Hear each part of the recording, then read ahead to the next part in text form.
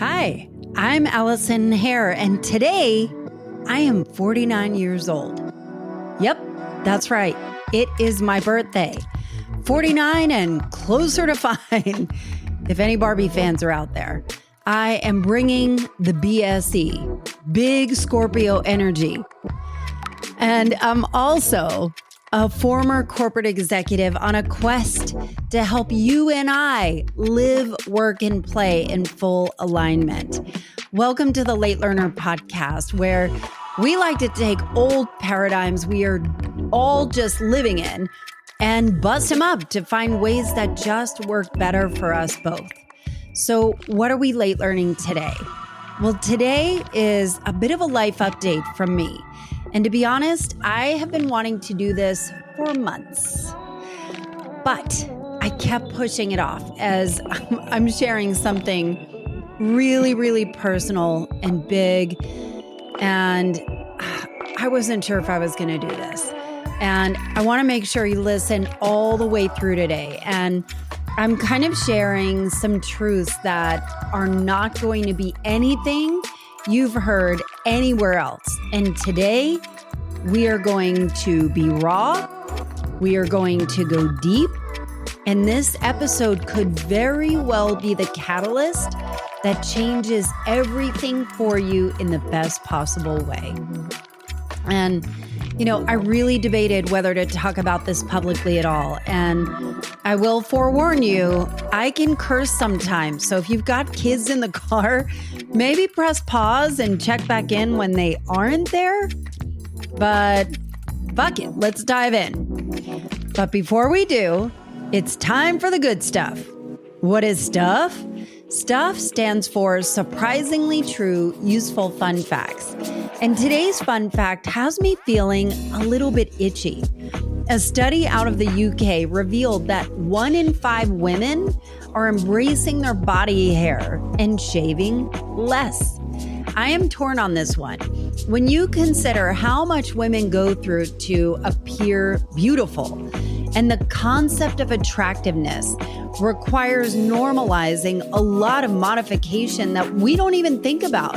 I think about wearing makeup or coloring your hair or shaving our body hair off or lasering it off. I did that years ago. I did laser. Getting your fake ass nails all pretty. Not to mention Botox, fillers, lash extensions, hair extensions, all of it. So while it never occurred to me that it was an unrealistic ideal to painstakingly maintain this youthful appearance, I applaud those who can embrace their more natural state. And that is some real strength and confidence, because I am still hanging on by a thread to maintain my youthful glow and at great cost. Like, what do you think? Would you do it? Would you burn the bras, not wear the Spanx, and let your inner thighs proudly rub together? Would you grow that 70s bush back? Let me know. All right, back on my bullshit. I freaking love that saying. I don't know why. So I have so much to tell you about from the past few months. And you know what this feels like? When you haven't seen your friend for so long, like you've had so much happen and you don't know where to start. Do you overshare and dump it all out, or just sit and listen to you and let the conversation fall where it may? That's kind of how I feel right now. So if you're new to me and this show, let me quickly introduce myself and let you know what to expect. First of all, thank you so much for being here and listening. And I swear to you, my love language is when somebody starts off a sentence with, I was listening to your podcast about whatever, and OMG, it has changed everything for me. Or I'll see you sharing these episodes on your socials and telling me that you've been discussing the topics in your own circle, or like, I've got a question about it. And y'all, I am really astounded by the impact and reach of Late Learner. And this is all you, right? Like, I am so proud to say that this is an award-winning show. It is ranked in the top 1.5% worldwide. that has everything to do with you and me doing this together. You could call it alchemy, I guess, you know? I've had more than my fair share of people calling me, texting, sending voice memos in tears that you felt seen, or you found a new perspective or a new methodology or learned about an amazing expert through this show that has made all the difference for you, unlocked answers, helped you find a new way. I'm so grateful to be part of this journey with you. And it is such an honor to show up at this microphone and bring you new, fresh ideas every time I publish. And I truly do happy dances whenever I hear from you or you respond to my weekly emails. And I have to admit, being connected to you in this way is a total drug for me. I've had this podcast for 4.5 years, and many of you have been with me the whole time. You've shared it with your friends. You've left reviews, all of it. So thank you. I'm glad you're here. Please keep doing it. And if you're new here, I'm going to give you the skinny version catch up. And I was raised by a stay-at-home mom of 6 kids.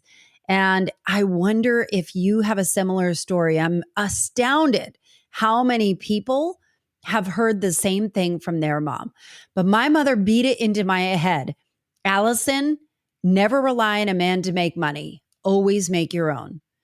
You know, again, my mom was a stay-at-home mom with 6 kids. My dad traveled internationally. He was not home a lot. So my mom was doing a lot, right? And, you know, I took that. Never rely on a man to make money. Always make your own. I took that as a badge of honor. And throughout my entire life, I chose a safe and lucrative corporate life in software sales.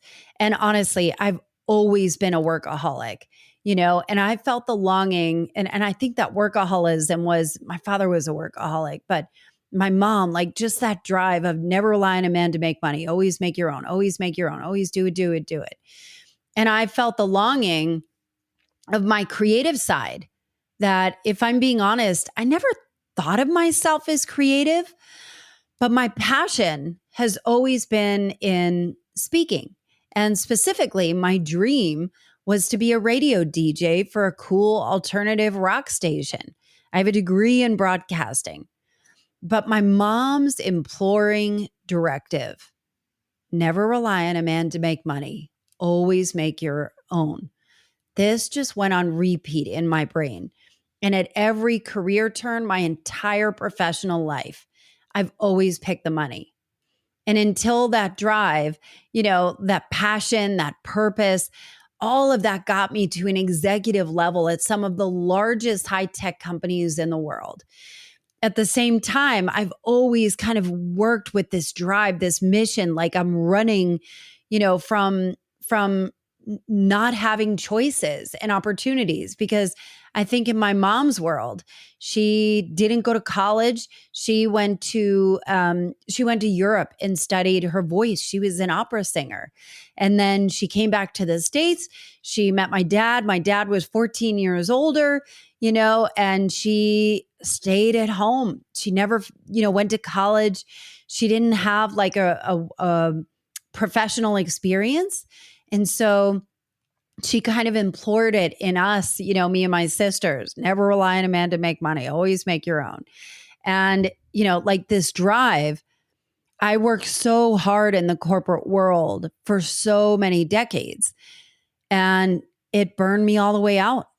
And last year, I walked away from my corporate career last year with no plan. I do not recommend this approach, by the way. But I told my husband, give me 6 months to figure this out. And I've been on an odyssey.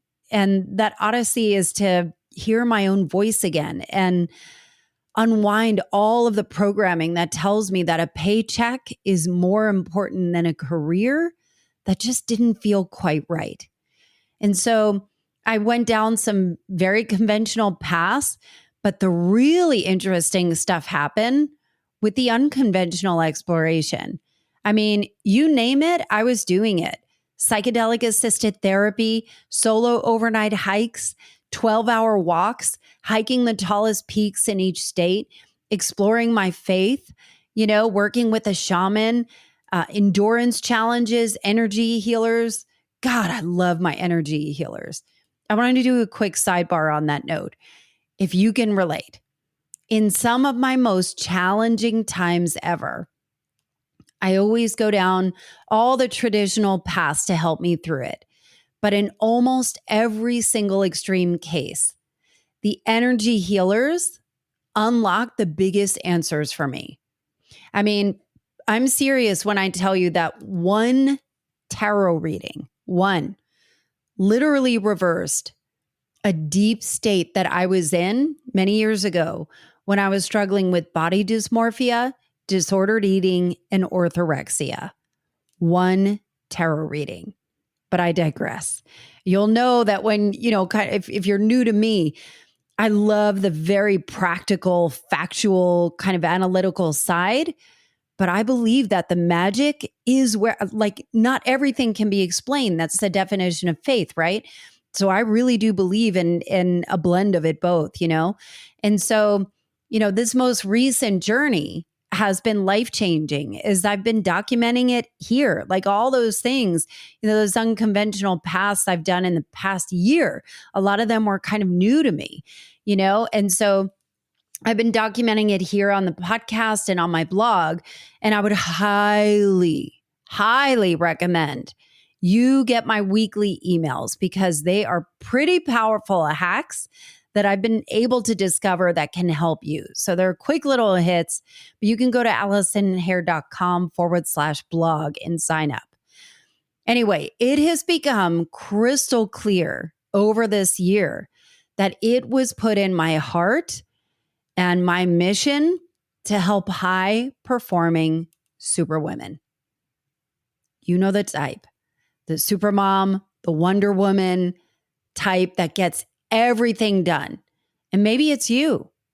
You've got the big job, the fancy title, the nice house, the kids. You're at every game. You're shuttling each kid about everywhere. You're taking work meetings during your commute. You have accolades, you have praise at work, you are making sure homework gets done and dinner is on the table. You are the fixer. You are the glue that holds your world together. You're the one people call when they're hurting or need a connection or a solution or a resource because you're the strong one. You're the resourceful one. You are the go-to gal and the get shit done girl. And here's one of the biggest come to Jesus moments of reality hitting me in the face. I clearly know this woman because this was me.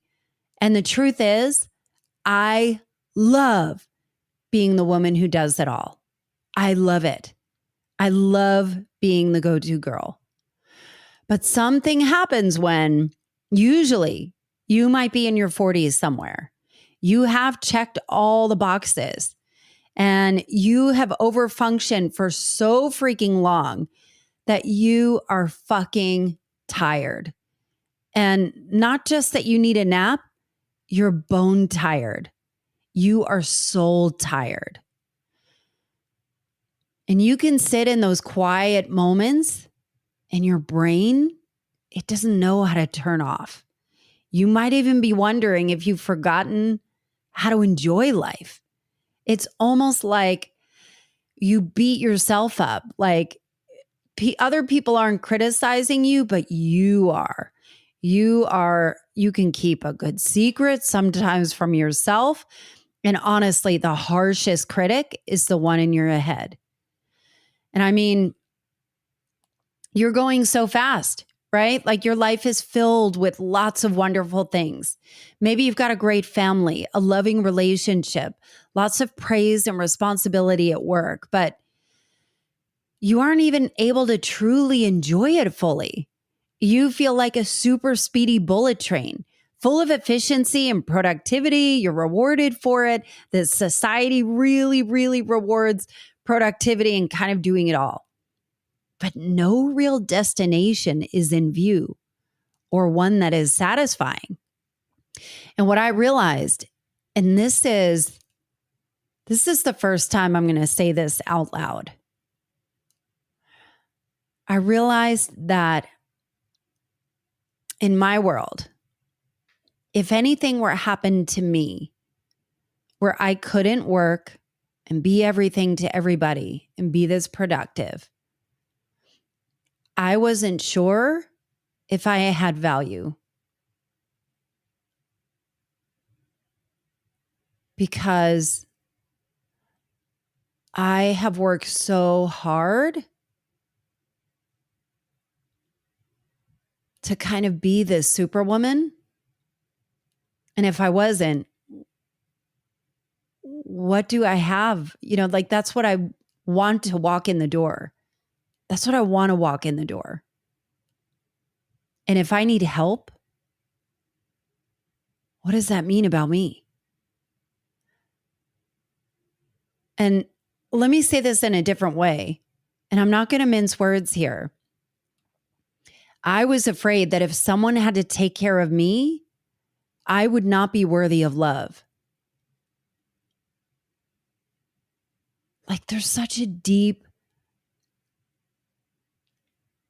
sense of unworthiness somewhere in there.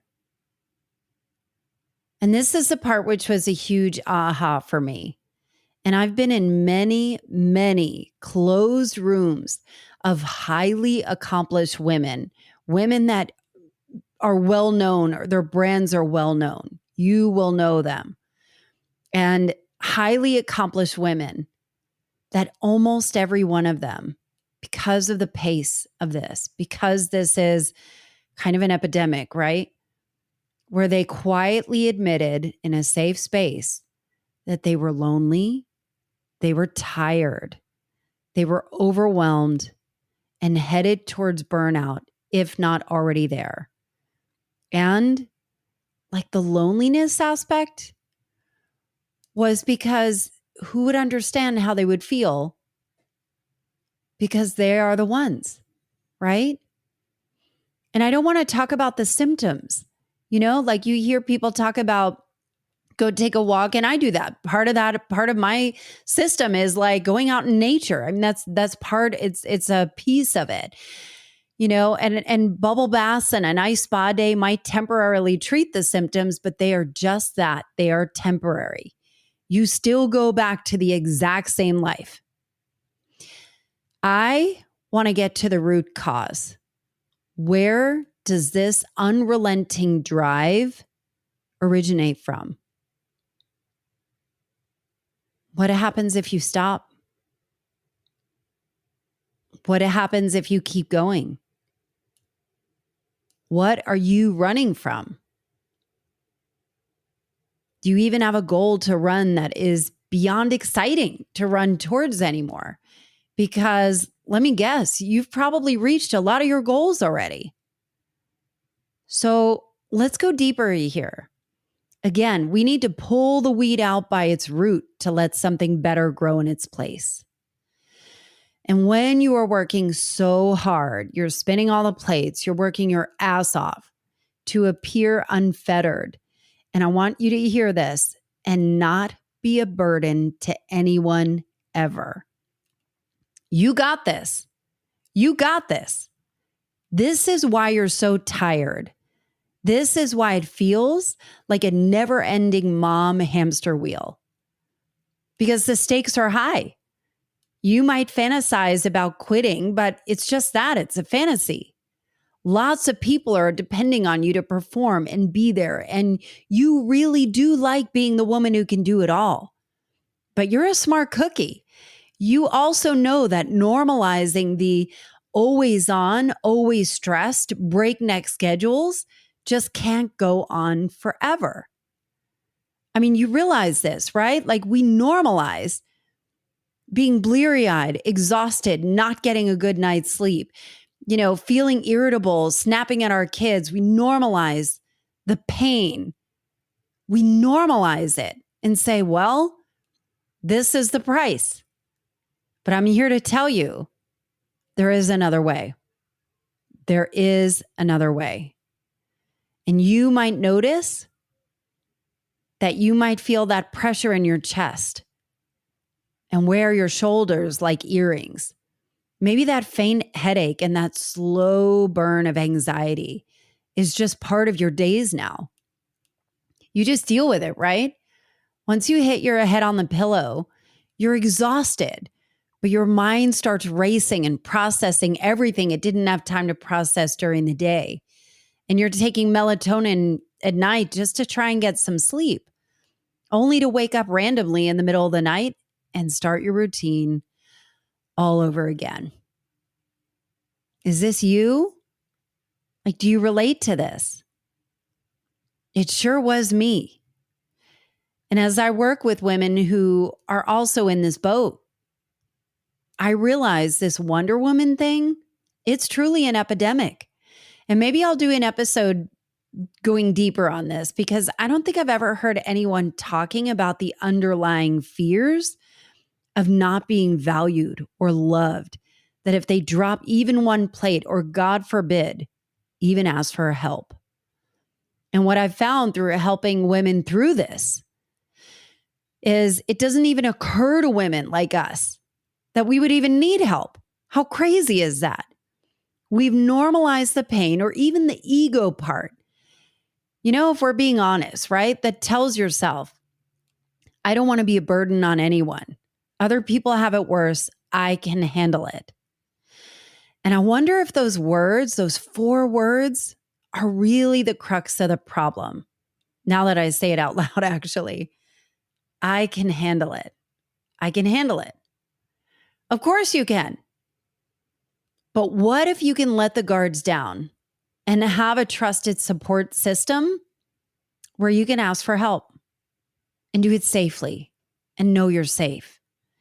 Drop what you can delegate, drop what you can, delegate, or what doesn't serve you, and go hard where you really want to.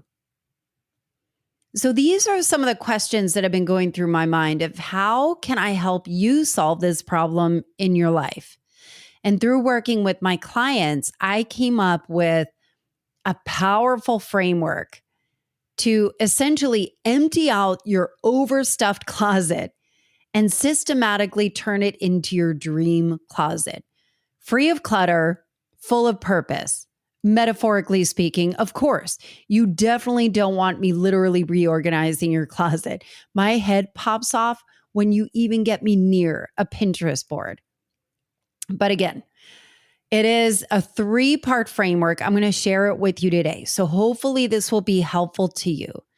When we work together, the first thing we do is we recharge your batteries. And part of that is an exercise to identify what fuels you and what lights you up.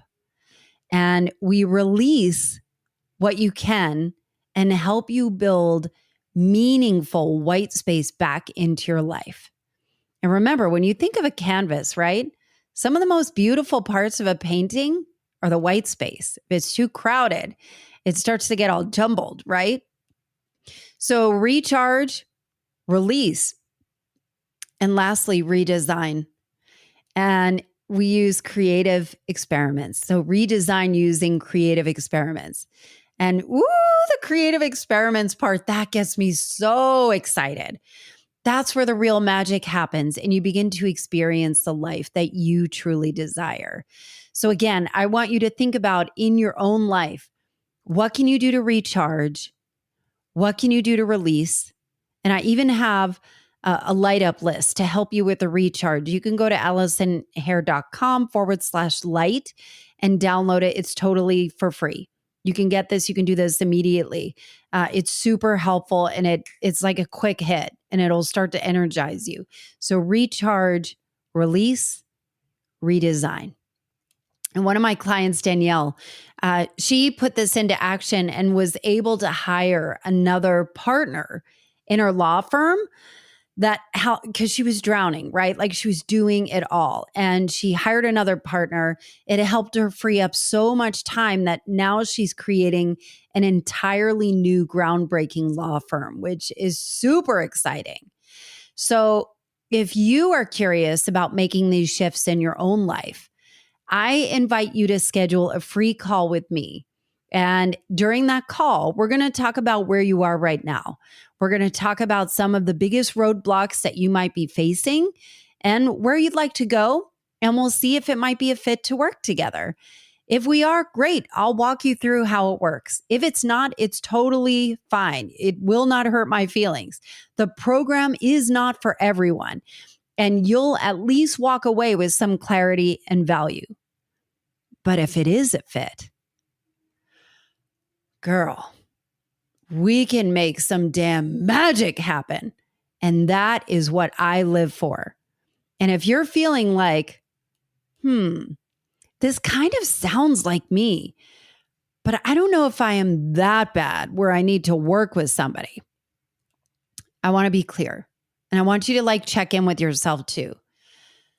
That talking yourself out of it, if it's kind of like, wait, I think this is like my life, right? That is a signal that you are normalizing the pain that does not need to be there.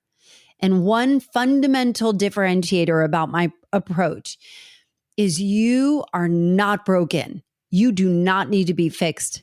I'm not a person to fix you. I am the facilitator, right? I'm the coach. I can mentor and guide with it. But you aren't broken. You don't need to be fixed. You may have simply outgrown your container. And in my experience, that was the most liberating thing, because all of the information that I was consuming, whether it was personal development, podcasts, books, whatever it is, all of those things, even like Netflix specials and documentaries, all of it was positioning me that something was wrong, something was broken. I had a disorder or some kind of problem. But it's not. It's not. You've just outgrown where you are.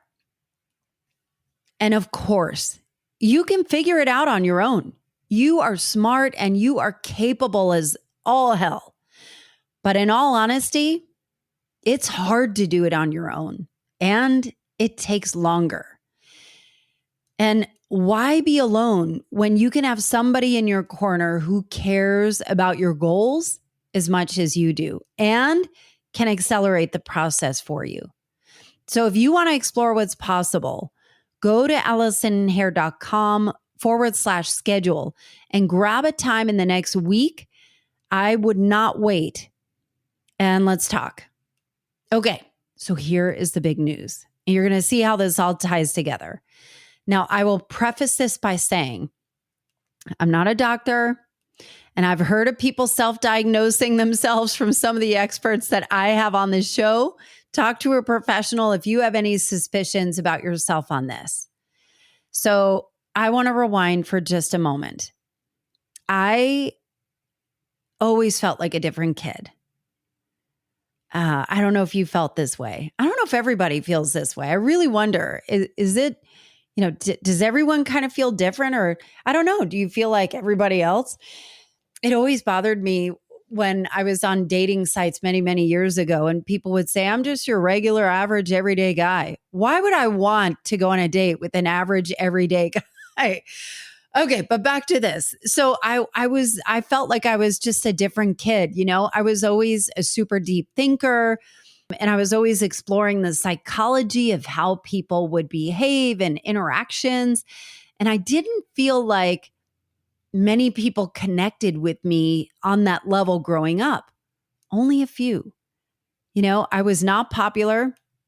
I know this is so hard to believe, right? I wasn't popular. I was not a nerd, but I was more of a loudmouth. I know it's shocking, right? But I wasn't the best in school, and I wasn't the worst. I was average. I was average really at everything until I got into college and found the radio station. I wasn't good at sports. I wasn't really interested in much as far as extracurricular activities, except for MTV. I would watch that shit like my kids watch YouTube endlessly today. I could still send anyone to school on 80s music, name that tune, or music trivia. But in high school, I took my SATs 3 times and somehow I miraculously got dumber.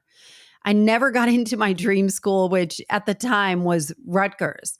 And I tried multiple times, and it really, really has haunted me my whole life on the suspicion that I'm not smart. And to this day, there are little ways that these kind of things, these formative years really, they really shape so much of how we show up today, right? Like to this day, it's really important to me that my spelling and my punctuation and writing and grammar is correct. It's clear, succinct, and not long-winded. Excuse this episode. I've got lots to cover, y'all. And that when I speak or when I share ideas, it's important that when I speak, it's intelligent, that it's thoughtful, it's helpful. It drives me absolutely bananas when people misunderstand me. So I try, probably way too hard, to make sure that I'm bringing value and a useful point of view. I won't even tell you the behind the scenes stuff. Maybe you can watch me on the socials and I'll tell you the behind the scenes of even how I kind of prepare for my solo episodes. But yeah, there is like a level of perfectionism. I'm not worried so much about everything having to be perfect or in its place. I'm not like a neat perfectionist. I think I'm technically a messy perfectionist. From that book, I can't remember the author of the book. It's called The Perfectionist Guide to Losing Control, which is such a smart title. It's such a great book. But the perfectionism, right? Like of not being understood, of not feeling smart, of making sure that I am dotting every I and crossing every T and making sure that that is really important. So it's just a baseline here, right? And over the summer, at the age of 48, this past summer, I was diagnosed with ADHD. Now, big deal, right? Lots of people are diagnosed with ADHD. I believe ADHD is a superpower, especially for entrepreneurs. So let me give you the scoop of how this went down because I think it might be super relatable on a few fronts. And my daughter was diagnosed with ADHD late in the last school year. And while she's not really like the age part, she's not really that hyperactive. She does struggle sometimes with inattention, but I started to notice, especially over the summer without the structure and exposure, the structure of school and being around her friends all the time, that she was all of a sudden just melting down over any little infraction, just very impulsive, very emotional. Really, it was typically always triggered if somebody was talking over her or not including her, or dismissing her. That seems to be a really big trigger.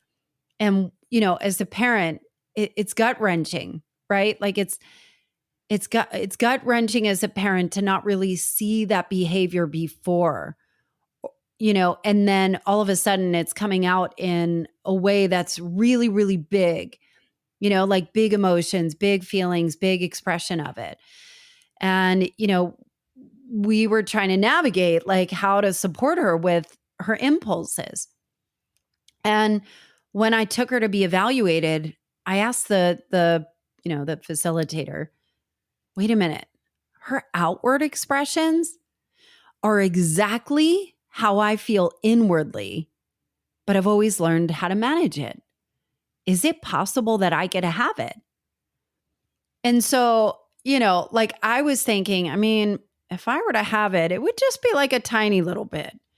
I mean, everyone struggles with focus, right? Like everyone blames it on social media. You can't even read an article or even a long Facebook post. It's all of us, right? And that is part of it.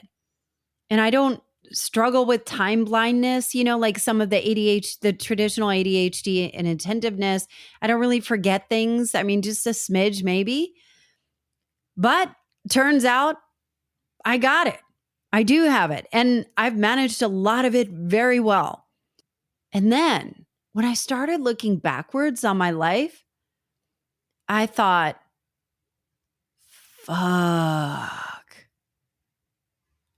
Damn, I had no idea. Maybe it really has been there all the time.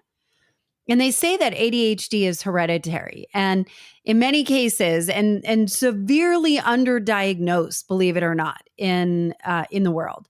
Hence why more people are being diagnosed now, and there are all kinds of medicine shortages as a result. It really is a thing.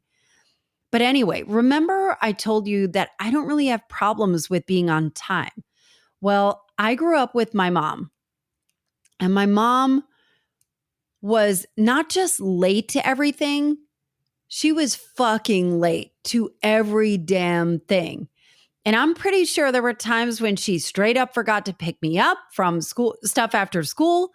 And mind you, she had 6 kids and my dad was gone, so I don't know how she saw which way was up and was doing a lot of this on her own. But her being late to everything, to me, I had full blown righteous anger about it.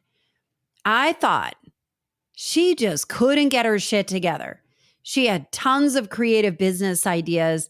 She never followed through with them.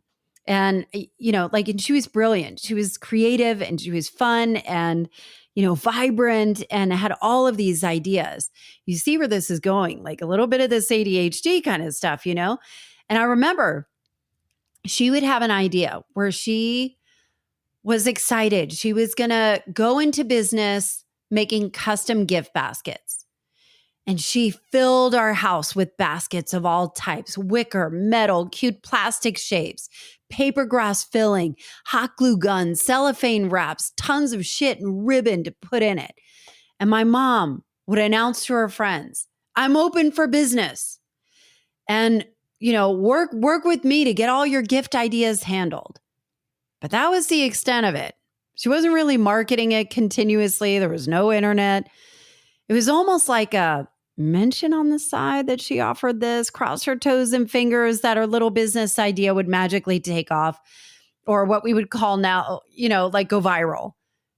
But instead, we ended up having a house and attic became a graveyard full of these unfinished business ideas that never moved and collected dust and rat droppings. And yes, I'm serious, in our attic.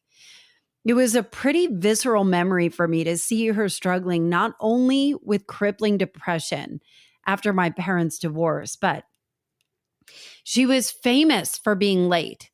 She would start new projects that she could never finish and struggling with profound regret and self-doubt, which turned into chronic illness as she progressed in her years.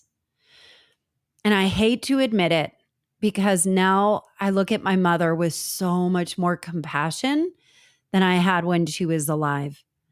But I would see my mother, and that became a cautionary tale for me. She was my what not to do. She was an amazing mother, but I watched her suffer and struggle. They always say you're either running from something or running from fear or running towards pleasure. And I feel like most of my life was running from fear of making the same choices. So I would always make the opposite choices and just run at full pace. I made sure that I was always on time, never late, always dependable, had my shit completely together. I worked out, stayed slim, got therapy when I needed it, and absolutely finished whatever I started. This was the architectural blueprint of what started out as a valiant attempt to right my mom's wrongs. Heed her warnings. She wanted me to be productive and be self-sufficient and be able to earn a big income and have the independence and have the strength and courage and all of this stuff. I think she would be so proud of me. And I know when she died, she was very, very proud of the woman that I've become. And I know so much of that is because that's what she wanted as well. But it was different from her, right? Like, I could, guarantee that if I could always make money, my own money, I would never have to worry about paying the bills. And also was the perfect recipe for burnout, which I did. No wonder I was so tired. No wonder I was so fucking tired. My body started rebelling towards the end of my corporate life. And I started waking up in the middle of the night, unable to breathe, and my heart was beating out of its chest. And I remember this one time I thought for sure I was dying and I was having a heart attack. I almost woke up my husband to call 911, but turns out I was having a panic attack. I'd never had those before. And I'm going to say this clearly and slowly. Burnout is a misalignment between your true desires and your daily activities.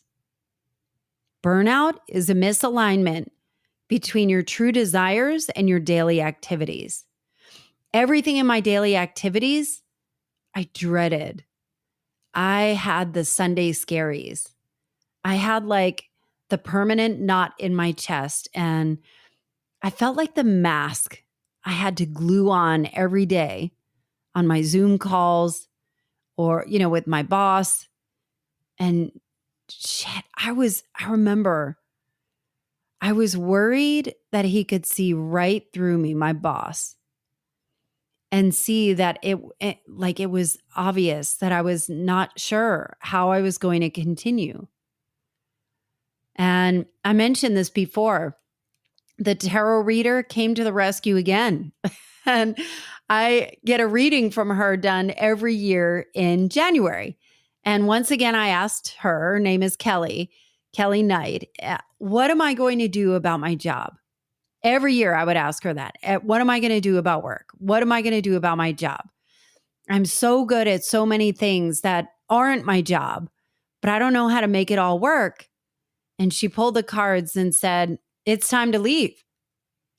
And I was like, wait, what? All right. Must be a sign. Must be a sign. I somehow got my husband on board, waited a few months for some stocks to vest, and the rest is history. But as I start to learn even more about ADHD symptoms, masking is one of them. And I wonder if you have done this in your life too. Like you show up as you are expected to show up. You are checking the boxes of what society expects. And, this is not like some conspiracy theory that everyone is out to get you. I just think we have all collectively outgrown our containers and are realizing, wait a minute, this just doesn't fit anymore. There has to be a better way, And so it's funny because I wrote a blog post about this a few months back, and it's called Creating the Perfect Woman. I hope I remember. I'll link it in the show notes. And I feel like in your 20s and 30s, you're impressionable enough where you are malleable. You might be thinking, Allison, what the fuck are you talking about? Malleable. I'll tell you a story. I was dating in my early 30s, and it was so important to me, I was like the quintessential single girl for like 5 years in my 30s. And it was so important to me that I wasn't clingy. I was the cool girl. I wasn't going to be needy or annoying. I was going to be caring and strong and thoughtful and kind and nurturing. I was going to be skinny. I was going to be pulled together, poised, smart, dressed to the nines all the time, active, social. I could get along and carry a conversation with anyone. I was going to be the absolute perfect specimen of a woman that a good man should want.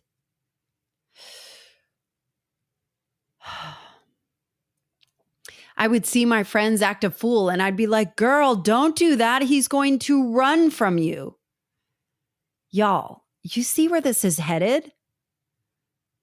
Like I was trying to fit into somebody else's mold and it wasn't even mine, Like I wasn't in the equation. I just thought I could be better. I could be perfect. I could be, like flawless or the cool girl that wouldn't get, bothered by stuff. I could relax. I wouldn't be hurt when during a breakup.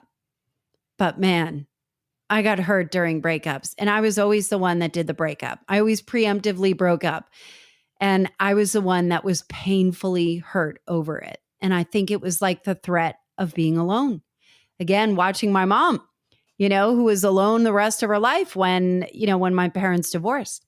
So, I feel like we do this. And again, I don't know if any of that is relatable, but I feel like we do this exact same thing in job interviews and in social settings, in our work environments. We are trying to be the unique butterflies that we are and stand out in a good way, but also still blend in and not be a weirdo. Then you get in your 40s and you realize, wait a minute, was this all bullshit? It kind of feels like this is bullshit. And you start to realize that what it is that you want and your partner want to have, like what makes you happy? What's right for your kids? What kind of life do you and your partner want to have? And it isn't always what society is conditioned for you to believe. And I think this is why you and I are feeling that dissonance, the outgrowing of our containers. My tarot reader, Kelly, she says, your energy is bigger than where you are. Your energy is bigger than where you are. It's interesting, right? Another common trait in people with ADHD is rejection sensitivity. It's called a rejection sensitivity disorder.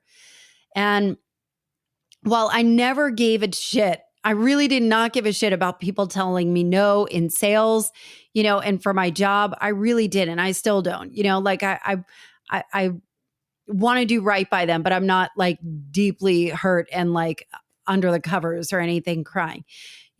I really, while I didn't, I was pretty good about it at work, I really was disproportionately feeling rejected with slights or whenever friends would say no or not include me in group plans or whatever it was.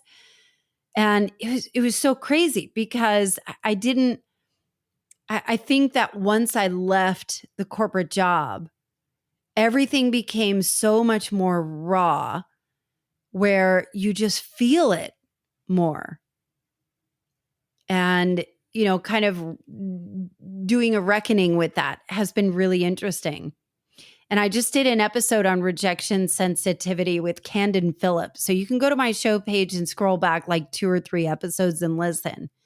And when I started to rewind, like, have I always had ADHD? I used to be late to everything. So I'm like the on-time girl now, right? I got fired from restaurant jobs because I could not get there on time. Kinetic King, if you're listening, I'm still mad that you fired me. We're friends on Facebook. I had tons of unpaid parking tickets in college because I would always screech into an area late as fuck, create my own parking space, and like run in late with like shit falling out of my hands, of just trying to go in. AM meant Allison's missing because I could never wake up at a normal time. I didn't even drink in college, but I would like set 3 alarms. People would call. I would have people call me to wake me up. My roommates, I would tell them to would throw stuff at me because I wasn't waking up even with the 50 alarms that were going off. Nothing would work. I was sleeping.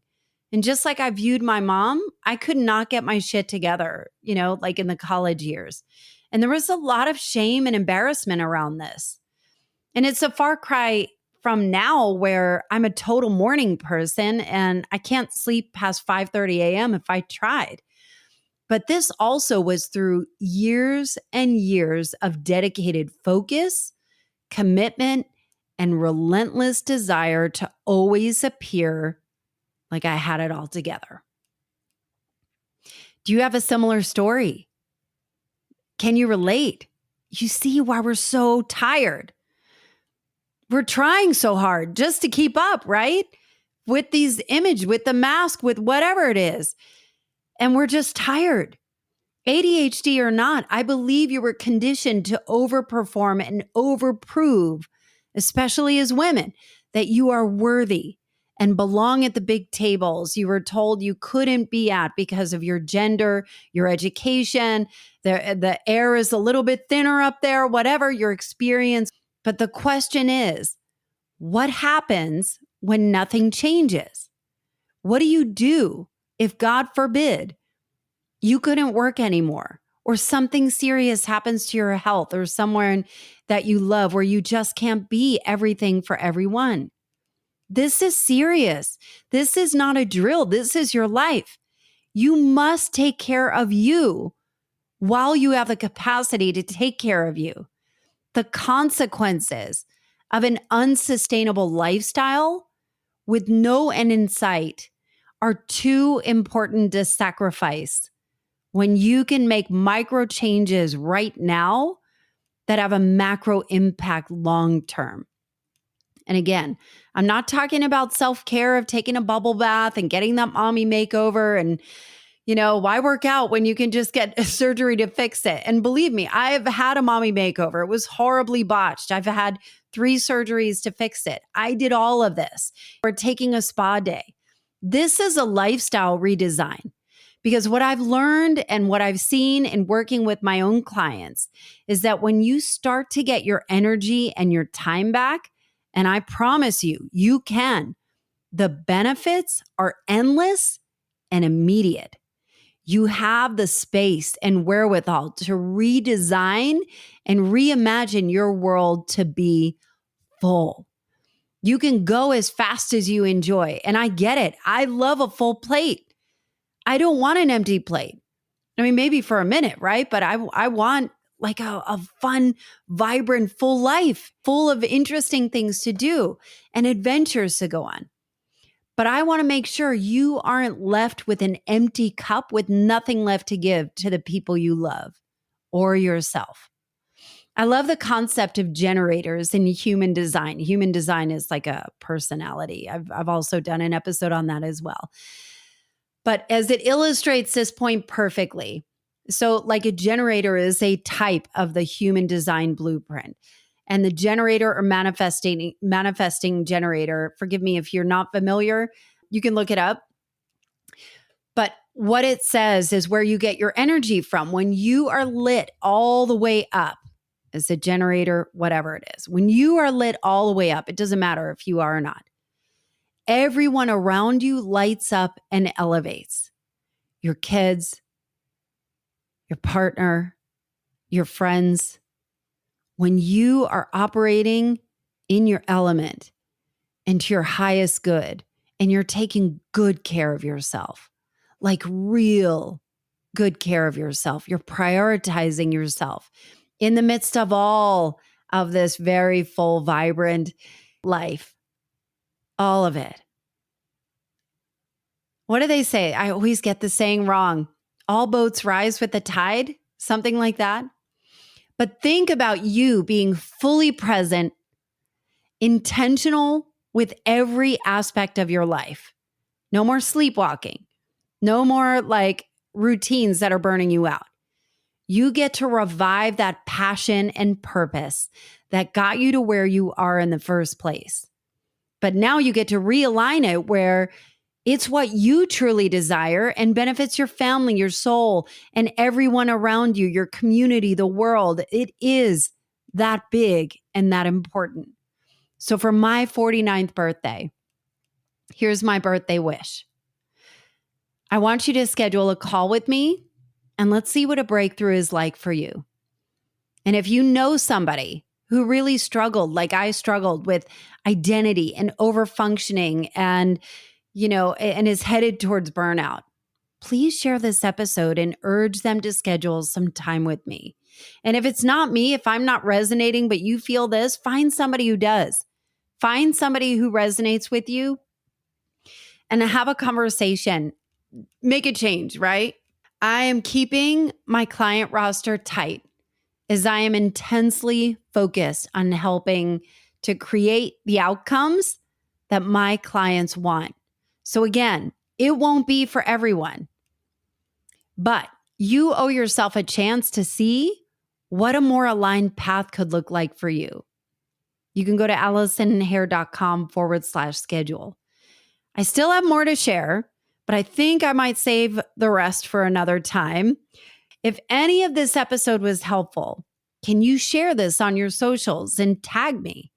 Text it to a few friends who could relate and leave a written review. It truly helps me craft an even better show for you. And hey, if you're going to spend the time listening, let me know what's on your mind. Let me know what you're struggling with, and I can get experts on here to help. My DMs are open. You can DM me on the socials, whatever it is. I know I'm asking for a lot of gifts this birthday, but here's what I know. Nothing changes until something changes. And I want to see you thriving, whether it's me or on your own, just to make some kind of change or working with somebody else. And might as well make those changes on your terms while you have the opportunity sitting right in front of you. I am so grateful for your ears and your kind hearts.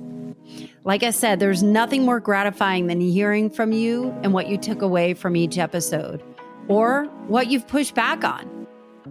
Thanks for listening. And until the next episode of Late Learner Podcast, I'll see you on the socials.